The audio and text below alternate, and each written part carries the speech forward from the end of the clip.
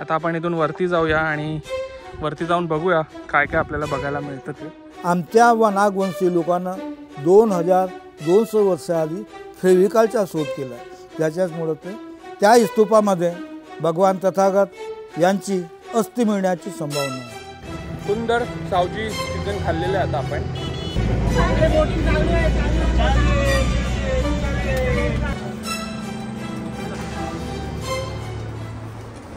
दिवस दुसरा आणि नागपूरच्या धम्मभूमीतील आमचा प्रवास अजून खोल जातोय। काल दीक्षाभूमीमध्ये मिळालेली शांतता अजूनही मनात आहे आणि आज आपण चाललोय इतिहासाच्या पाऊलखुणांना शोधायला। सकाळचा नाश्ता झाल्यावर आम्ही पोहोचलो मनसरच्या आर्किओलॉजिकल साइट मध्ये, जिथे बुद्धकालीन आणि वाकाटककालीन इतिहास अजूनही जिवंत आहे। शांत टेकडीवर उभ्या या अवशेषांमधून त्या काळातील भव्यता जाणवते आणि मन थोडा वेळ थांबतं, विचार करतं आपण किती मोठ्या परंपरेचा भाग आहे। त्यानंतर आम्ही गेलो निसर्गाच्या खुशीत म्हणजेच खेंडशी तलावावर। पाण्यावर चमकणारा सूर्य, थंड वारा आणि कुटुंबासोबतची ही शांत क्षण संपूर्ण प्रवासाला एक सुंदर विराम देते। पण इथे आमच्या ट्रिपला एक छोटीशी दृष्ट लागली, ती म्हणजे आमची आई अचानक पडली आणि आम्हाला हॉस्पिटलला जावं लागलं। एका क्षणाने फॅमिली म्हणजे काय याची जाणीव पुन्हा एकदा झाली। भावनांनी भरलेला दिवस आणि इतिहासाने स्पर्श केलेली जागा आज आपण पाहणार आहोत। तर चला सुरू करूया। दिवस दुसरा आहे आज आपला।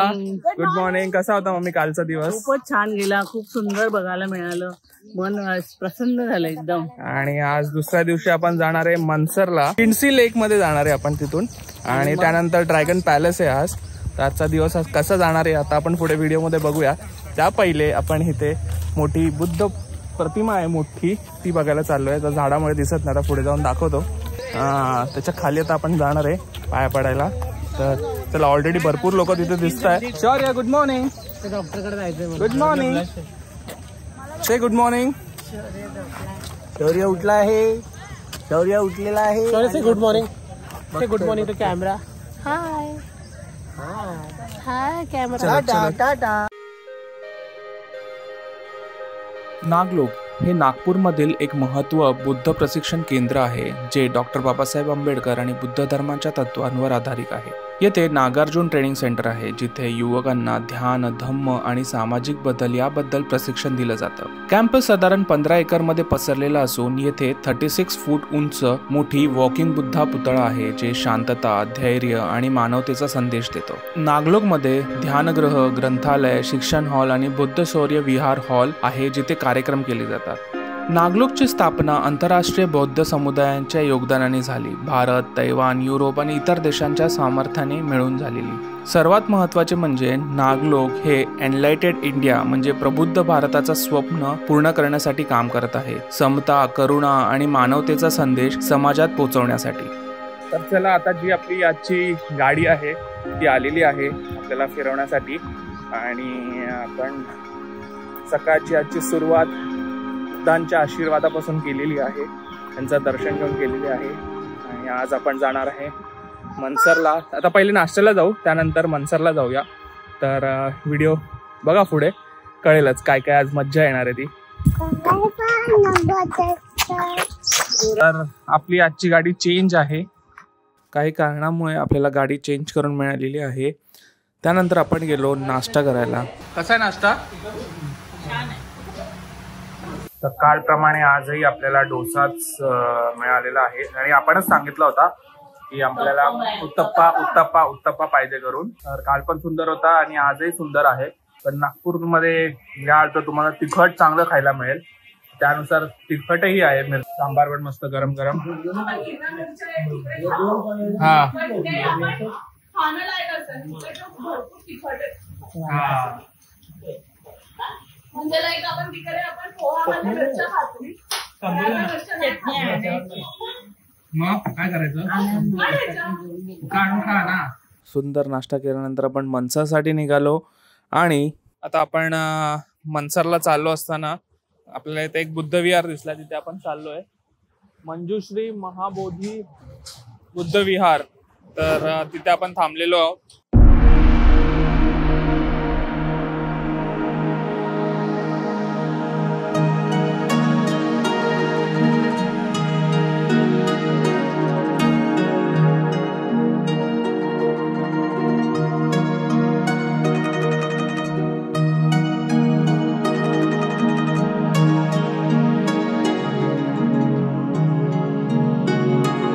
11 मार्च 2011 रोजी जापानमध्ये जे सुनामी आलेलं त्यांच्या पीडितांच्या स्मरणार्थी इथे हे एक स्मारक उभं केलेलं आहे.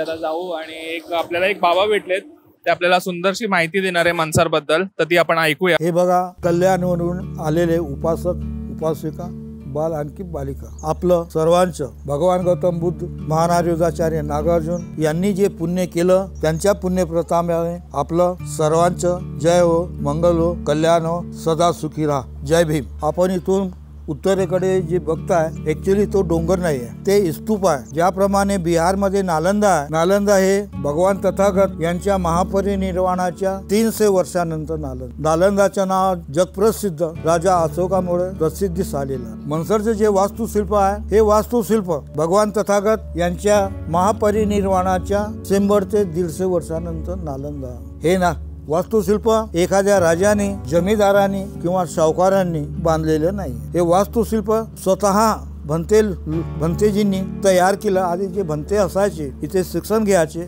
ते दुपारच्या आधी चारिका करायला जायचे आणि त्यांना जो दान धर्म मिळायचं त्या निधीमधून हे वास्तुशिल्प झाले. ही जे साईड आहे 2200 वर्ष आधीच्या साईड जी आहे ASI मीन्स आर्कॉलॉजिकल सर्व्हे ऑफ इंडियाचं मालकी हक्क. भदंत आर्य नागार्जुन सुरेश सत्सई यांनी लीज काढून 1998 पासून तर 2008 पर्यंत प्रायव्हेट उत्खनन केलेलं आहे. उत्खननामध्ये मौर्य काळ, सातवाहन काळ आणखी वाकाटक काळ 3 काळचे अवशेष उपलब्ध झालेले आहेत. वरच्या भागाला आपण जर विचारलो तर हे बघायला मिळतो तो स्तूप आहे. तो स्तूप आपल्या नजरेमध्ये 1/4 हिस्सा आपल्याला बघायला मिळतो. 3/4 हिस्सा त्याचा खंडित झालेला. कळलं की नाही. या स्तूपाची मी आता आपणास का म्हटलेला 2200 वर्ष आधीचं स्तूप. आणखी मातीची जुडाई आहे. मातीची जुडाई इतके वर्षापर्यंत टिकू शकते काय? नाही टिकत. मातीची जुडाई या ठिकाणी विंटांचा जो वापर केलेला, एका विटेची लांबी 60 सेंटीमीटर मीन्स 18 इंच, 30 सेंटीमीटर तिची रुंदी आहे, 2 इंचीची तिची थिकनेस आहे. आणखी त्याला फक्त मातीचं तुम्हाला 2 विटेमधली गॅप जरी बघतो म्हटलं आपण फक्त 1 सेंटीमीटरची गॅप लागेल. एकावरती एक ठेवलेलं याप्रमाणे तुम्हाला वाटेल. हे वास्तुशिल्प इतक्या वर्षापर्यंत कसं काय टिकलेलं? आमच्या नागवंशी लोकांनी ज्या ठिकाणी लाल मातीची खाण असेल किंवा होती अशा ठिकाणी गेले, त्या लाल मातीला त्याने खोदलं, त्याच्यात बारीक चुराडा केला, त्याच्यानंतर त्याला स्क्रीन गाडून त्या मातीला इकडे एक ढेगारा लावला. त्यांनी जे जुडाई केलेले होते, तुकडे पडलेले होते जे विटांचे, त्या तोडले. वाळू असतो एक साईज प्रमाणे, त्याला एक साईजच्या पूर्ण त्या विटांना तोडून गाडून एक ढेगारा तिथे लावला. जंगलामध्ये जाऊन झाडांचा जो डिंक असतो तो पुष्कळ प्रमाणात काढला. त्याला काढून एका भांड्यामध्ये भिजवलं, त्याचा घोल तयार केला. त्याच्यानंतर आपण आपल्या घरी इडली आणखी डोसा खातो, त्याच्यामध्ये उडदाच्या डाळीचा वापर करतो.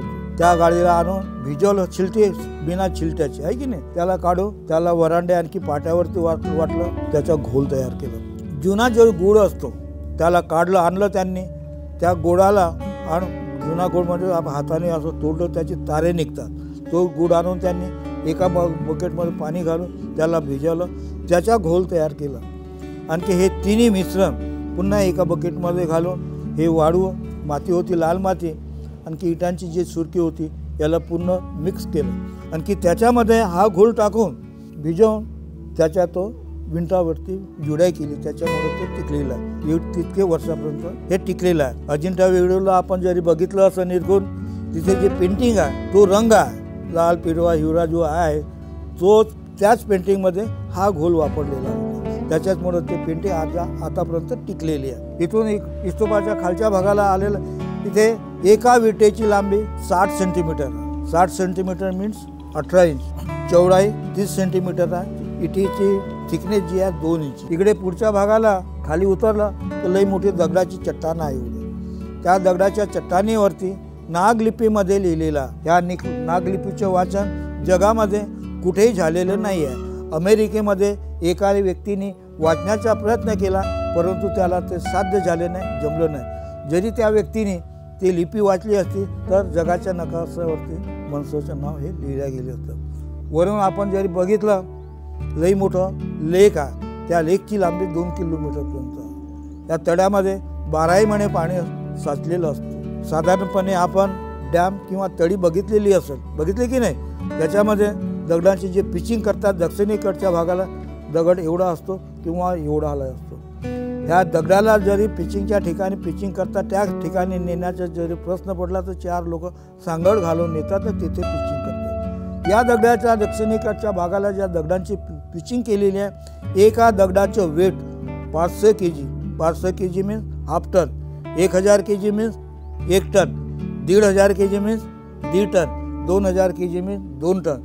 पश्चिमेपासनं तर पूर्वेपर्यंत 2 किलोमीटर लांबीपर्यंत त्या दगडांची पिचिंग केलेली आहे. या ठिकाणी प्रचुर मात्रेमध्ये व्हाईट लोटस, पांढरं कमळ म्हणजे मोठं फूल येतं, ते तुम्हाला बघायला मिळेल. कमळाच्या फुलाची पाकळी याप्रमाणे असतो.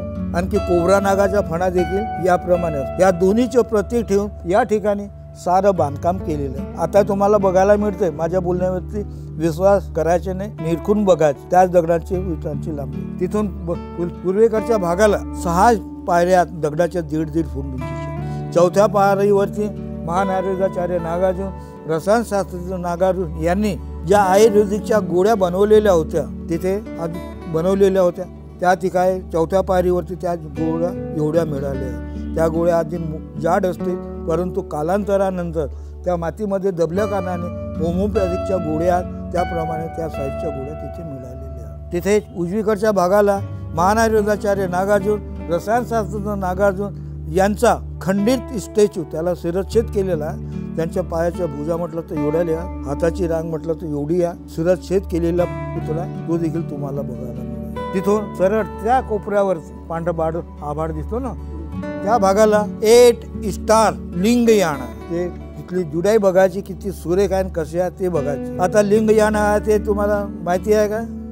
ऐकलेलं नाही, कोणी सांगितले नाही किंवा पुस्तकामध्ये वाचलेले नाही. महानारोग्याचार्य नागार्जुन, रसायनशास्त्रज्ञ नागार्जुन आयुर्वेदिकच्या माध्यमातून राजाच्या दरबारामध्ये जाऊन आयुर्वेदिकच्या माध्यमातून गोरगरिबांची सेवा करण्याची त्यांच्या मनामध्ये आलं. त्यांना असं वाटलं, बाबा रे, हे औषध मी वरांडे आणखी पाट्यावरती जरी वाटलं, वरांडे आणखी पाटे भरपूर लागतील, पाहिजे त्याप्रमाणे रसायन मला तयार करून मिळणार नाही. याच्याकरता त्यांनी लय बेटा तुम्हाला थ्योरी नाही सांगत, प्रॅक्टिकल करून सांगतो.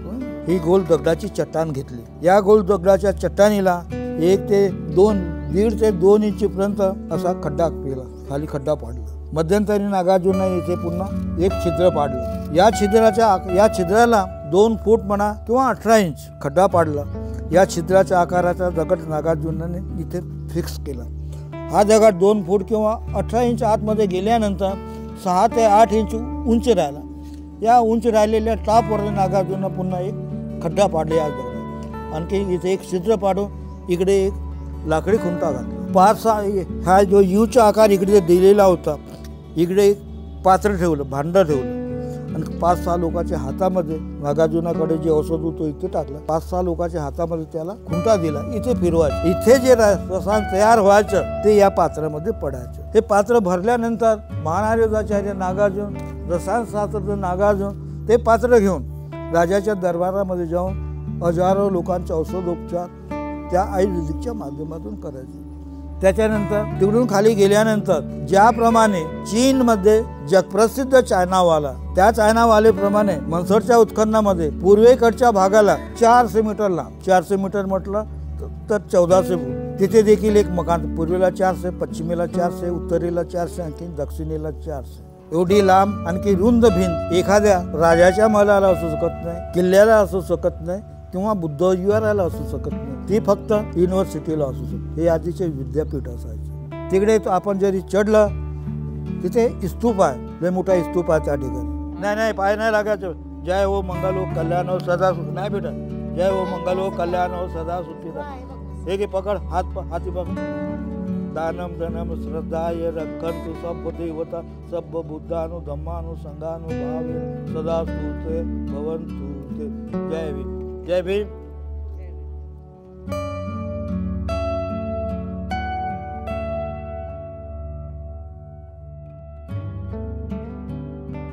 त्यांनी मनसरच्या आर्किओलॉजिकल साईटबद्दल एवढी सुंदर इन्फॉर्मेशन दिली. त्यानंतर साईट बघायची एवढी एक्साइटमेंट वाढली आणि आम्ही पटकन त्या साईटवर गेलो. पाठी तुम्ही जे बघताय ते बुकिंग ऑफिस आहे. तिथे ऑनलाईन तिकीटच बुक होते, तर नेट पण आहे व्यवस्थित. आता आपण साईटवर चालायला सुरुवात केलेली आहे. तुम्ही पाठी बघू शकता. सुरुवातीपासूनच तो फील येत आहे. इथे उतरल्या पहिले तर गार वाटलं. पहिले थोडं ऊन आलंय. झाडाखाली गेल्यावर मस्त गार वाटतंय. सगळे आपले पंटर पुढे गेलेले आहेत. आता आपण चालतोय. आता हे माहित नाही की हे आत्ता बनवलेलं आहे तर त्यावेळेस पासून. आता ते बघा बाबा मगाशी सांगत होते 400 मीटर वॉल. आय थिंक ही ती वॉल असावी. केवढी मोठी आहे ती. झाड आहे. हा ती वॉल नाही का बोलले, चारी बाजूनी वॉल आहे. त्या साईडला आपल्याला असं कन्स्ट्रक्शन बघायला मिळते. हा ते स्तूप आहे असं वाटतंय. प्रॉपर गाईड ठेवायला पाहिजे त्यांनी इथे. महाराष्ट्रातील नागपूर जवळ मनसर हे एक महत्त्वाचं पुरातात्विक आणि ऐतिहासिक ठिकाण आहे. इथे हजारो वर्षापूर्वीचे बौद्ध वाकटक सातवाहन काळातील अवशेष मिळतात. मनसरमध्ये 1994 ते 2008 दरम्यान मोठ्या प्रमाणात उत्खनन झालं आणि उत्खननात 3 मोठ्या टेकड्या सापडल्या. मनसर हे एकेकाळी वाकटक साम्राज्याची राजधानी प्रवरपूर होतं. येथे बऱ्याच अनेक परंपरांचा संगम दिसतो. प्राचीन भारतातील वास्तुकला, मूर्तिकला आणि धार्मिक इतिहास जाणण्यासाठी मनसर हे अत्यंत मौल्यवान ठिकाण आहे. इथे आलात तुम्ही तर इथे एक स्कॅनर दिलेला आहे. त्या QR दिलेला आहे. तो QR स्कॅन केला की आपल्याला त्याच्यामधून भरपूर काही माहिती मिळते वाचायला. आय थिंक हे रूम्स किंवा काही ना काहीतरी असणार. आता जसं बाबांनी सांगितलं ही युनिव्हर्सिटीज होती. इथे लांबून लोक शिकायला यायची. तर प्रत्येक असं जे वॉल स्ट्रक्चर आहे, आता हे जे बेस असणार जो आपला आपण बोलतो ना पिलर टाईप ज्याच्यावर बेस बांधतो आतमध्ये, तशा टाईपमध्ये काहीतरी असणार. इथे पण तसंच ते पिलर्स टाईप स्ट्रक्चर्स रिमेन्स आहेत. ते आपण बघूया. आता आपण इथून वरती जाऊया आणि वरती जाऊन बघूया काय काय आपल्याला बघायला मिळतं. ते हे साईडनी काय आहे ते आपण बघूया. या साईटवर येणं सगळ्यात बेस्ट गोष्ट आता मला काय जाणवते माहिती का मित्रांनो, या साईटवर कोणच नाही आहे. आणि या साईटची जी फील आहे ना, जो पॉझिटिव्ह एनर्जी मला इथे फील होते, जी हिस्टॉरिकल साईटला आल्यानंतर आपल्याला जे फील व्हायला पाहिजे ते खऱ्या अर्थाने मला फील होत आहे. की जसं मी इथं तिथून एंट्री करून आलो आपण, तर मला असं फील झालं की त्यावेळेस त्या काळात व्यवस्थितपणे ते एंट्रन्स असणार ते मी इमॅजिन करत होतो. तर आपण कुठल्याही साईटवर असं गेलं की ते इमॅजिन करा, ते रिबिल्ड करण्याचा प्रयत्न करा. खूप सुंदर अनुभव येतो मित्रांनो. आता ते बघा ना, ते कसं एकदम ढासळ्याच्या पोझिशनमध्ये कधीही पडू शकतं. तर अशा ठिकाणी मेंटेनन्सची खूप जास्त आवश्यकता आहे. हे सगळ्यांना माहीतच असेल की अशा ठिकाणाची व्यवस्था करणं किती कठीण असते, किती डिफिकल्ट असतं. अशा जुन्या साईट्स सेक्युअर करणं. एक गोष्ट मी नोटीस केली, त्या काळात पण किती विचार करून बनवलेलं असणार. हा स्तूप आहे असं सांगितलं आपल्याला खाली. आणि जो स्लोप आहे बघा, हा स्लोप इथून म्हणजे पावसाळ्यातून पाणी खाली आणि इथून असं खाली जाणार आणि इथून बाहेर, म्हणजे इथून असा आणि तो खड्डा आहे तिथे खाली, तिथून पाणी बाहेर. ते किती विचारपूर्वक त्यांनी हे कन्स्ट्रक्शन साईट केलेली आहे. परत बघा इथून परत खाली असं आणि तिथून तो खड्डा आहे, तिथून खाली पाणी. ते मेडिटेशन रूम्स वगैरे किंवा भिक्खूजन जिथे राहतात, आपण कुठल्याही लेणीमध्ये गेलो, बुद्ध लेणीमध्ये गेलो तर तिथे हे आपल्याला बघायला मिळतं. आणि इथे विटांचं स्ट्रक्चर बघा कसं केलेलं आहे त्यांनी. एक वेगळंच प्रकारे विटांचं स्ट्रक्चर आहे हे. परिसर खूपच सुंदर, शांतमय आणि अतिशय असं वाटतं की आपण जी रोजची केऑस असतो, जो रोजचा गोंगाट असतो त्यापासून एकदम बाहेर आलेला आहे. एकदम शांतता. इथे वरती येणं किती राईट आहे या रॉंग आहे, कारण इथे सांगायलाच कोण नाही आहे. कोण गाईड नाही आहे, पण आपण बघण्याचा प्रयत्न करतोय. आय डोंट नो वरती जाणं चांगलं आहे की नाही आहे, कारण जसं बाबांनी सांगितलेलं इथे उत्खननचं काम अजून बाकी आहे, तर त्यानुसार आपण बघतोय. हे काय ते कळत नाही, रूम्सचं स्ट्रक्चर सारखं वाटतंय, काहीतरी इथे असणार. ही पूर्ण ही आपली मनसर हिस्टॉरिकल साईट आहे, जिथे आता आपण पाहिली. तर चारी साईडला सिमेंटचं कॉन्क्रीट उभं आहे, पण ही साईट 2200 वर्ष पूर्वीपासून तशीच उभी आहे. टेक्नॉलॉजी होती भारताकडे, जी आपण हरवलेली आहे काळानुसार असं मला वाटतं, आणि ती जपणं आपली रिस्पॉन्सिबिलिटी आहे असं मला वाटतं. आणि ती आपण प्रत्येक जागी, प्रत्येक हिस्टॉरिकल साईटवर जपलीच पाहिजे. अजून मला तर काही दिसत नाही आहे ते बघण्यासारखं, म्हणजे बघण्यासारखं भरपूर आहे, पण आपल्याला माहीत नाही आहे किंवा सांगण्यासारखं कोण नाही आहे, म्हणून कळत नाही आहे काय बघावं नक्की. इथे फेरा मारला, ते बाबा तिथे खाली भेटलं, खूप बरं झालं. त्यांनी खूप चांगली अशी इन्फॉर्मेशन दिली आपल्याला. आपण आताच्या दुनियेमध्ये काय झालंय माहिती आहे का, आपण नीट ऐकत नाही, नीट समजून घेत नाही, आणि मेन म्हणजे आपण कुठल्याही गोष्टीचा अभ्यास करणं विसरलोय असं मला वाटतं. की आजची जी पिढी आहे, आजचे आपण लोक आहेत, तरुण मंडळी, ती अभ्यास करायला विसरलो आहोत असं मला वाटतं. अजून एक गोष्ट मला इथे नोटीस झाली.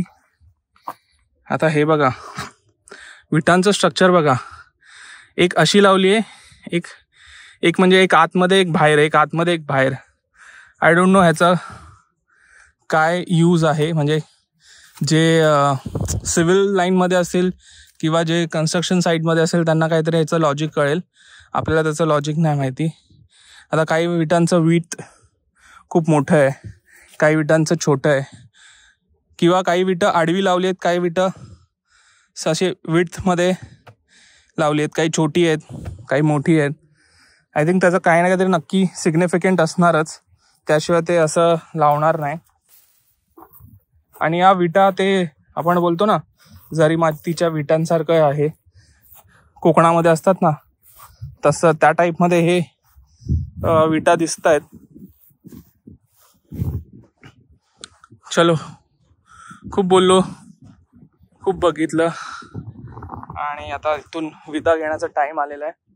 मनसरची एवढी सुंदर आर्किओलॉजिकल साईट बघितल्यानंतर आपण निघालो होतो खिंसी लेककडे, पण मध्ये आपली जेवणाची सोय केली होती पर्वत धाबामध्ये ऑन द वे टू खिंसी लेकच्या रोडवर. तर तिथे आपण छानसं जेवण जेवलो.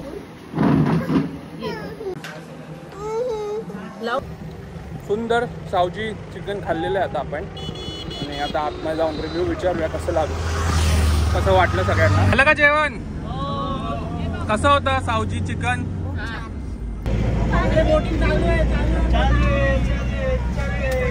बापरे, असं वाटतं समुद्रच आहे इथे. मग पोचलो खिंसी लेकला. इथे आल्यानंतर पहिल्यांदा जाणवतं ते म्हणजे शांतता. असं नाही, कारण टुरिस्ट खूप आहे, ती शांतता कुठेतरी हरवली असं वाटतं. पण जे जाणवतं ती थंड हवा आणि डोळे भरून दिसणारा सुंदर पाणी, लोकांच्या आजूबाजूला असलेली हिरवी झाडं, दूर दिसणाऱ्या टेकड्या आणि पाण्यावर हलणाऱ्या लाटा खूप सुंदर दिसत होते. इथे बसून फक्त निसर्ग पाहत राहावं तर मन शांत होतं. लोक इथे बोटिंग करायला येतात, फोटो काढायला येतात, कुटुंबासोबत वेळ घालवायला येतात. खूप मज्जा येते आणि इथे येऊन मनाला एकदम फ्रेश वाटलं. कधी कधी आपण रोजच्या धावपळीमध्ये थकत असतो, पण असं ठिकाण आपल्याला थांबायला शिकवतं. खिंसी लेक साधं पण खूप सुंदर ठिकाण. प्रियंका, स्पृहा, राणी, मम्मी, हॅलो करा. चला चला चला. तर आपण एंट्री केलेली आहे लेक मध्ये. बोटिंग बघूया करायची की नाही करायची.